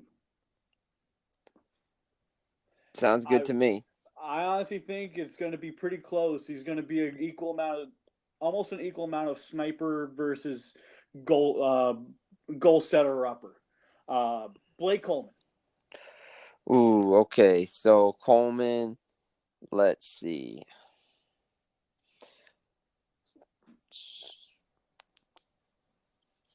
I'm thinking of a number because I'm going to go 4 points better than he did last year. He had 36 last year. I'm going to give him 40 points this year. I'm going to go 42. Okay. I like He's it. gonna be in that realm. Nico Hischier. Nico Hischier. I said this on SiriusXM today. They had a poll, or they had a question on under review segment with Nick Kern. They asked what players from your team were gonna have a breakout year. Obviously, I said Taylor Hall because he's gonna bounce back. But I like Nico Hischier to hit the 80-point mark this year with the Devils. He's bigger, he's stronger. You can see it in the preseason. He wants to puck more, and I just like what he's bringing to the team. You said 80? Yeah. All right. I'm going to say 90. Okay. I just think he's on a good line with two really great players that are going to give him good equal amounts of goals and assists, and I just think he's primed. John Hayden. I give him 25 points this year. I'm going to give him 18. Okay. I mean, he's in that role. It's not something sexy, but it's going to be something worthwhile. Yeah. Paul Mary. I'm going 70 points for Paul Mary. I think he hits over 30 goals. I'm going to say 75. Okay. Now, what do you think about the 30 goals?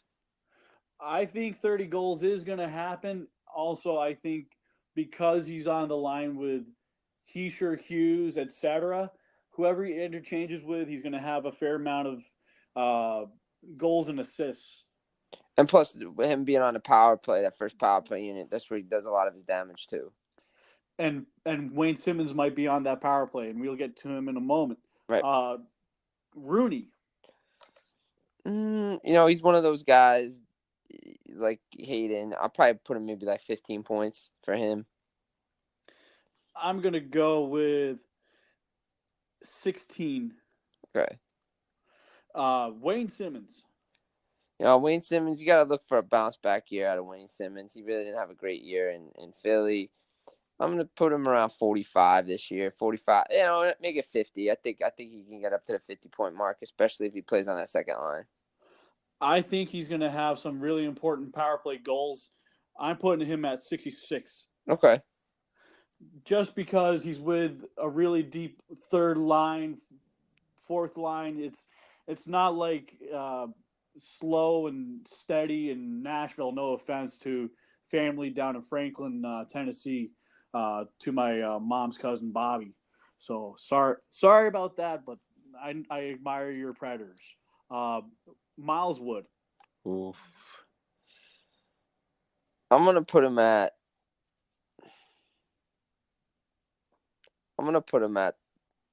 36 points this year. Ooh. This is tough because it all depends on injuries. He could have 36, but then again he could have like 10. It all depends on what Miles Wood decides to show up. I think he's going to have 40. I mean, okay. he's going to probably get a few special clutch goals this year that we're not expecting, but it's worth it. Pavel Zacha. The problem is the preseason, not only playing in one game could hurt him, but I like him to get 45 points this year. I might be a little more conservative. I'm thinking 37. Okay. I think he's going to score more points than he has in recent years. I just don't think his line is that juicy. Yeah, it's going to be tough down there. Travis Zajac. Ooh, Zajac, he's a warrior. He's one of those guys I like. Last season he hit the 46 points. I'll give him 56 this year. 56. I think he gets 58. All right, so again, our differential isn't that big. Will Butcher. Give him Butcher to hit 45 points this year. Because just the way his role is this year, definitely probably play second line, get some power play time on a second unit. I like 45 points for him. I think he's going to get 7 more assists. He's going to get 52 points this year. Okay. It's just a sense of who he's paired with. Connor Carrick. Carrick, I mean, I like what he did, brought it at the end of the year. I could see Carrick getting, for defenseman, I could see him probably hovering in that 15-point range. 15. Yeah. I'm going with 20. Okay. So again, we're not far off. Captain Green. Oof. Andy Green, the guy I like to talk about the most. I'm gonna say he stays at the 25 points that he had last year. I just don't see the improvement. He's getting older, and obviously it's Subban with him on the top pairing, but I'm just not sold on his point production. I think he gets 22. Okay, so goes down a little bit, but we're pretty much in that same range. Pretty close, yes. I have Mirko Mueller. It depends on how much he plays. I could keep him. I might keep him at maybe 12 points this year. I think he's going to only get 10. I mean, he's going to get like 8 assists. Yeah. Damon Severson. Okay. Severson, he's primed for another good year. I'm going to say he hits the 60-point plateau this year. Your final number? Is 60. 60? Yeah. For defenseman, that's high. I know, but the situations that he's going to be put in, I like Severson. I like 58. Okay. I think it's a fair number. I don't think it's crazy. I think he's going to have at least 10 power play points this year. Thanks to PK Subban, he's up next. All right. So let's see. With power play, playing top line minutes, he's a guy that can get 70 points, but he's a guy that had issues in Nashville. I'm gonna hover around the 65-point range for Subban. I'm gonna go with 73. It's a good number. I mean, I think it's doable. I like the big bodies up front that he has, and he's definitely gonna be someone who's gonna have a big wicked shot, and it's gonna be adding time and space to him. Yeah. I mean, again, when he was with Montreal, he used that shot to his advantage on the power play. And this is his calling card. Yeah. We have Sammy, Mr. Coffee, Vatanen. All right, Mr. Coffee. All right, let's see what Mr. Coffee. Let's see what we can do. I think Sammy's gonna have 25 points this year. I think he's gonna get 32. I honestly think the way he plays defense, he can block some shots. He can turn those shots around, and 7 more of those would be important ones that get us 2 points extra. So just think about that for a second. Yeah, I can see that. I can definitely see that. Now it's off to goaltending. All right. This is going to be pretty interesting. Blackwood, how many wins?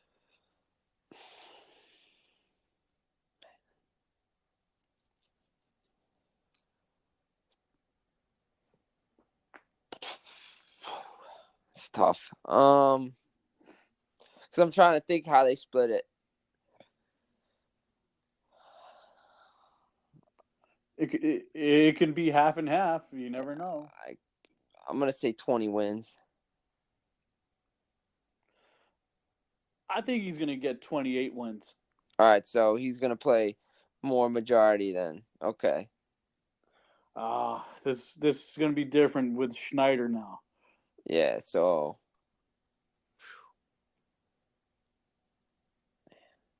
Schneider looking good. Schneider looking good, real good. See, so I think 20 equals 40. Yep. but there's 82 games that they got. There's 82 games, so but I think. Sorry, this is algebra.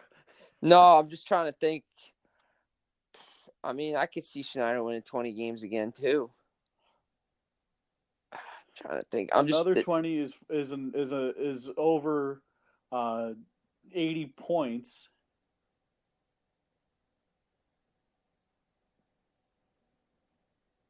I'm gonna go around. He ekes him out a little bit, but I'll say 22 wins. 22? Yeah. All right, so I think he's going to have a good comeback year. I think he's going to get 30. Okay. So let me put this down. 58 wins versus 42. Yeah. For our fellow Devils listeners, basically, let me do the math. Let me see what the calculator allows me to do. 50 times. Hold on a sec. Let me get my Apple calculator. This is better. Yeah. 58 times 2 equals 116. All right.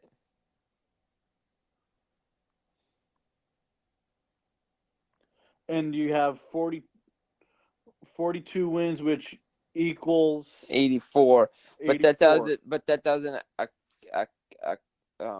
factor in the overtime or shootout lost points. So say they get 10 there, that's 94. That'll put you in the playoffs in the East. And if the Devils got another 10 in overtime, right, that's 126. Right, exactly. So, I mean, look, we both figure they're going to be a playoff team fighting for a wild card spot.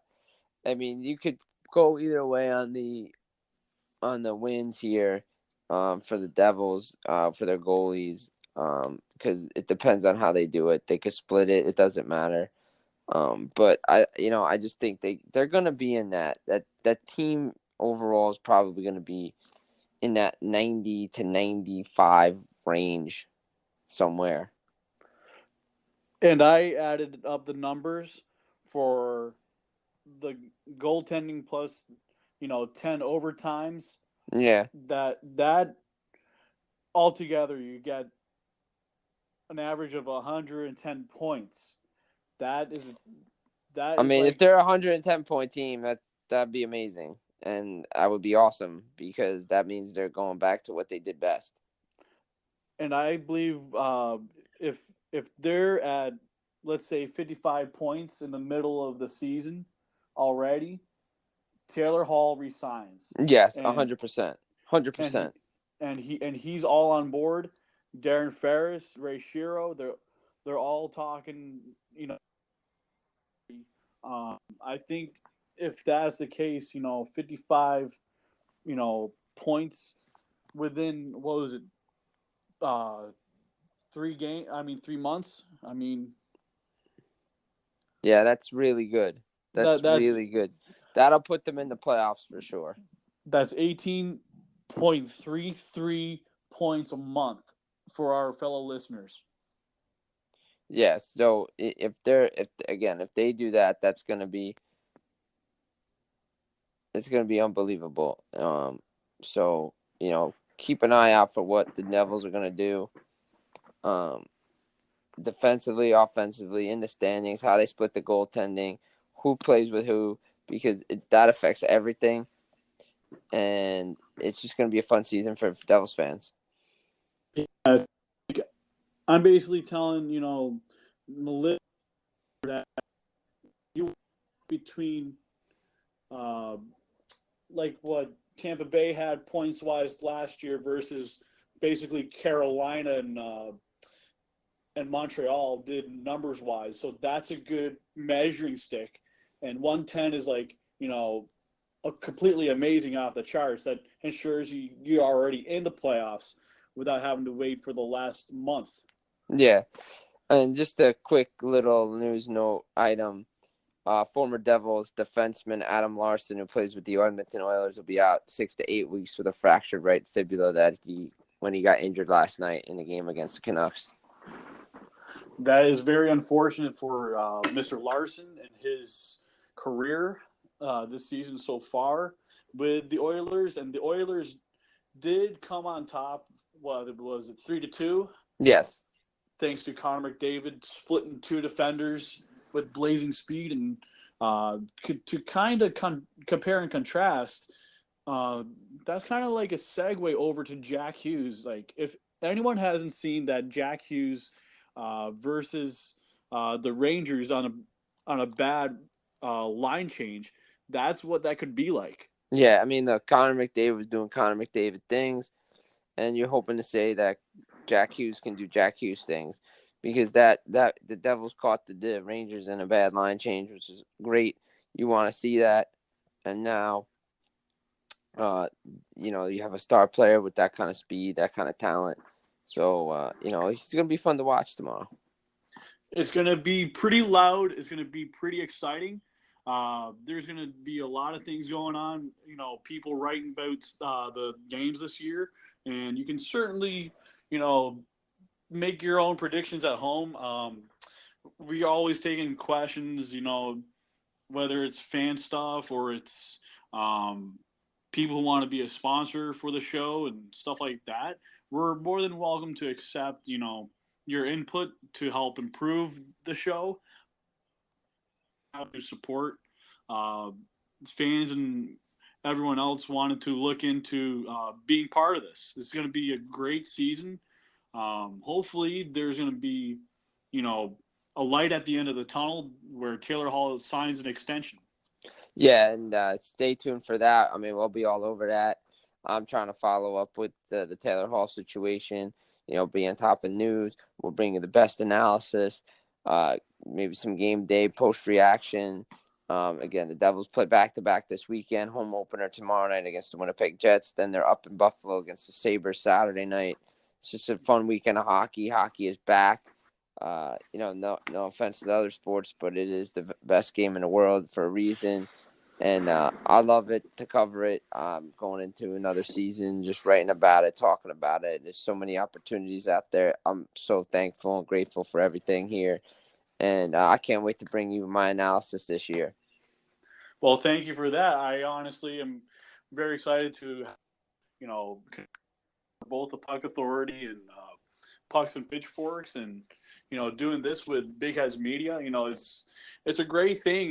We all enjoy, not just talking about it, but putting it on air and giving people a feel for what we feel is the best under-marketed sports in the world, which is beginning to market itself better this year. Yeah. With the expansion in Vegas, showed how they can do it in Seattle. Yeah, and it's going to be something to watch for in Seattle. What they're doing, they got their scouts in place. Last night, scouts were in Toronto looking at players. So, it's going to be a first tomorrow to have a scout that says Seattle franchise, and big things are coming. It's just going to be a fun season of hockey. You don't know what's going to happen. You don't know who's going to win the cup. Everybody thinks they know, but they don't. We'll see what happens come June of next year. And with the 2021 draft, on the way, we will certainly have to do our own, not just a mock draft. We're going to have a mock draft. It's going to be interesting because it could be pretty tricky in predicting forwards, defensemen, and goaltenders who might get selected. It was a bad move for Pittsburgh letting go of Marc-Andre Fleury, but Matt Murray, and then you have Tristan Jarry. And then Casey DeSmith just put on waivers and down in the AHL, which is, I'm surprised no one claimed him. But again, that's the world we live in. It's a salary cap world, and you got to play within the rules. And if the guy makes too much money, you can't bring him in. And you see, Vegas, they had their first round draft pick play last night in Cody Glass. He scores a goal. he's fitting in that with that team perfectly. So, it's going to be interesting to watch, who scores the first goal for tomorrow night for the Devils, which rookie scores. If I put something on the line, I'd probably say Hall gets the first goal for the Devils tomorrow. Maybe an assist with Heischer and Palmieri. But then again, you never know. You could see Hughes pull a Matthews. We could see Jack Hughes possibly score 2 points in his debut and see Heischer do another 2 points. And maybe PK Subban gets the first power play. There are so many possibilities, variables on this roster that it makes this team one of the most dangerous, even before puck drop. And Amanda Stein writes, "Eek, it's a New Jersey Devils game day tomorrow." Your summer's basically gone. Yeah, your summer's over. It's time to play some hockey, and it's great to have so many good teams, in the area. I mean, obviously, it's great rivalries. The Hudson River rivalry is back. You have the Islanders that are doing well, so it's going to be interesting to see how they play, how the Rangers play, how all these new pieces just fit in for the Devils. It's an exciting season. Just come along for the ride with us. And there's going to be several Devils games on NBC SN, I believe.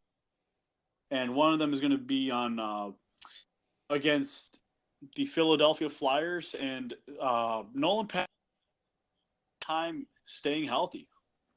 Yeah, he does, and it's unfortunate for a guy like that. But I was always on a Nico Hischier train, so I hate to see a guy not be able to play because of injury, especially like migraine headaches.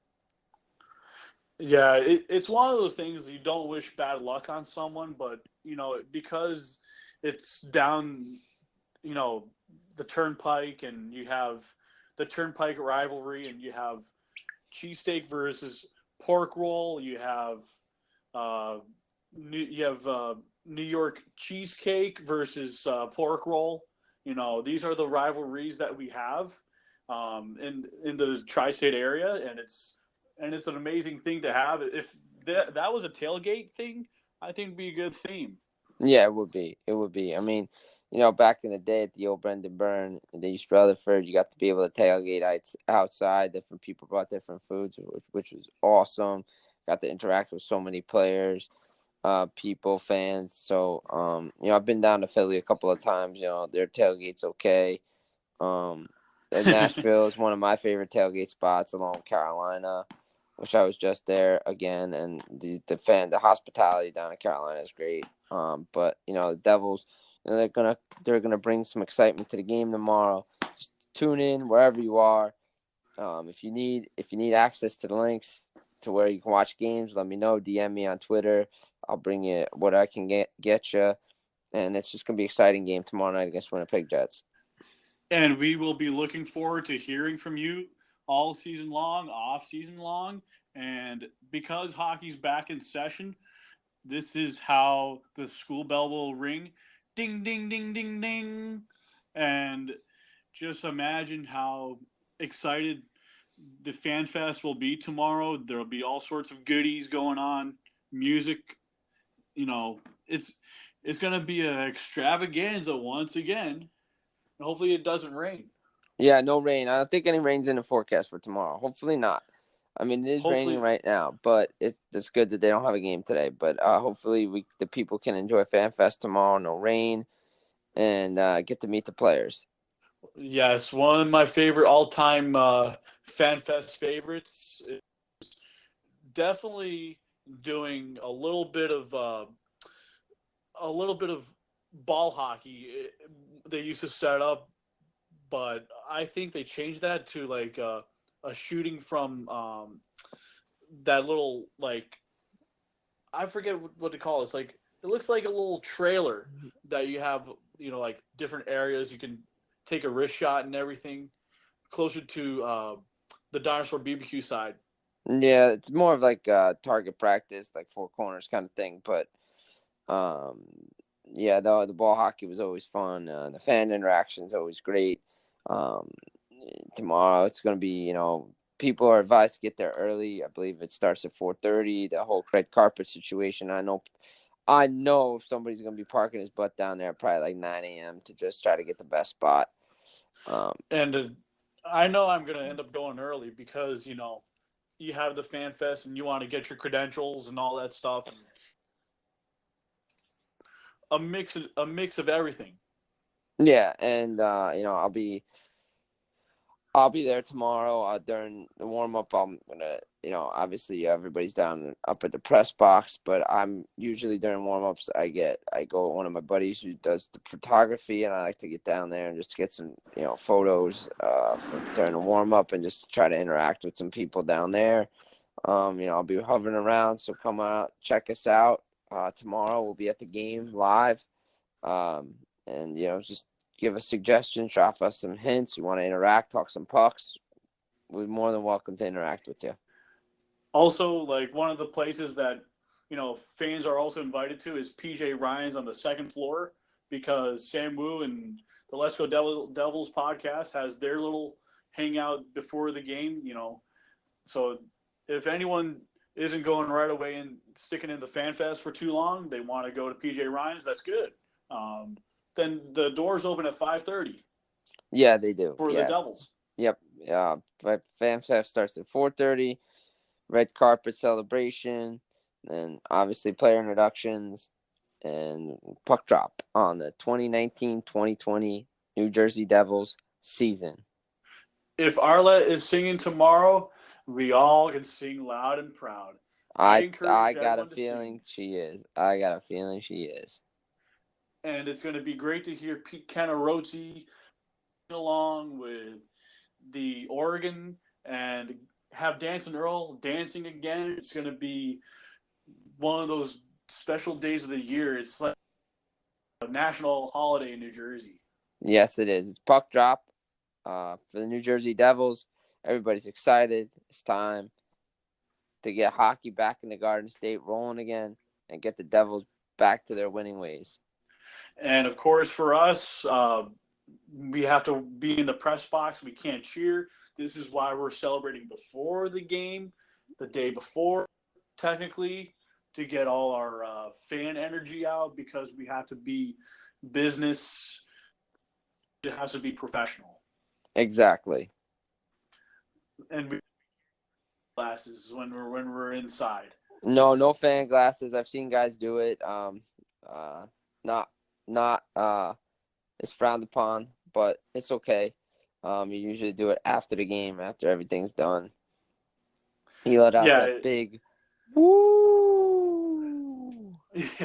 But I'm sure for us, doing post-game interviews should go rather quickly than slowly because, a lot of players I remember last year on the Devil side, even though they beat the Capital, a lot of the players, they got into their car. The only person who stayed and signed autographs was Sammy Vatanen. Yeah, it's opening night. Guys want to, it's going to be a long day tomorrow for everybody, and they just want to get in and out. They want to do their thing. And the Devils can't really stick around tomorrow night because they're going to be on the bus off to the airport and off to Buffalo.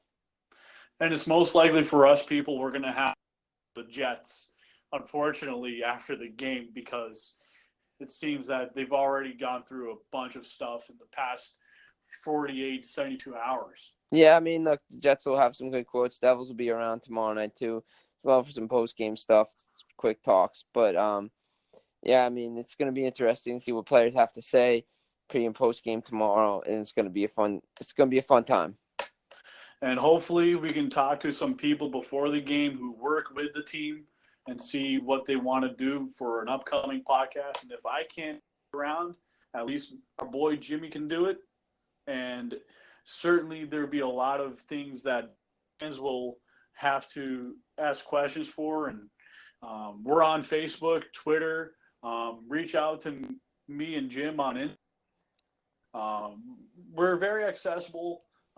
When you do hear about it, we do have, other accounts, you can find us on. It's just, even on Twitter, we're very easy to follow. If people want to follow the podcast account, it's JERSEY_podcast. And then my personal Twitter is at JERSEYDEVILOG. And then my personal Twitter account is at JIMBIRINGER, my name. You can find me on Instagram at the same thing, at Jim Behringer, Facebook as well. Very personal. I interact with everybody. If you want to DM me, that's fine too. I don't have a problem. Anything that's public is public. I have respect from people around the hockey world with my knowledge, and it's good interactions. We can agree to disagree, as I talked with one guy before. So it's going to be a good time. It's going to be a great time, and fans, thank you for listening in. And it's going to be a great day tomorrow. So much energy going on. It's a cloudy day today on the 3rd of October. If you're listening tomorrow, I hope that you're listening to a little bit of Palisades. Will get you going. And I want to hear, let's go Devils. Woo! Let's go Devils. Devils. Woo! Woo! All right. See you there. See you there. Peace out. The podcast you just heard was made using Anchor. Ever thought about making your own podcast? Anchor makes it really easy for anyone to get started. It's a one-stop shop for recording, hosting, and distributing podcasts. Best of all, it's 100% free. Sign up now at anchor.fm/new. That's anchor.fm/new to get started.